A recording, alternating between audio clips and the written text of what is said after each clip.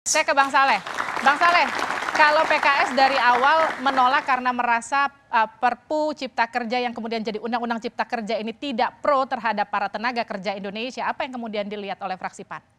Ya, pertama ya gini, perlu dijelaskan juga ke publik bahwa proses pembahasan Undang-Undang Cipta Kerja yang awal dulu dengan yang Perpu ini berbeda. Oke. Kalau yang awal dulu, itu jelas bahwa fraksi PAN itu membuat 10 catatan penting ketika kita ingin mensahkan ya pada waktu itu terkait dengan Undang-Undang Cipta Kerja itu.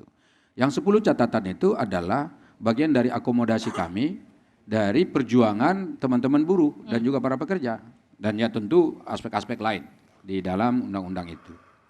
Nah sekarang ketika dia sudah dimasukkan ke dalam proses hukum di Mahkamah Konstitusi, lalu Mahkamah Konstitusi memberikan catatan yang disebut dengan inkonstitusional bersyarat, lalu kemudian pemerintah menjawab dengan Perpu, itu berbeda kita nanggapinya. Kenapa? Karena ketika Perpu itu dikirim ke DPR, itu DPR itu hanya bisa melakukan dua hal. Pertama, menerima atau menolak. Oke, kenapa tidak ditolak kalau memang belum beres? Kalau misalnya dia ditolak, maka tentu ini akan kembali lagi undang-undang ini ke pihak pemerintah dan itu tidak bisa diajukan lagi pada proses berikutnya.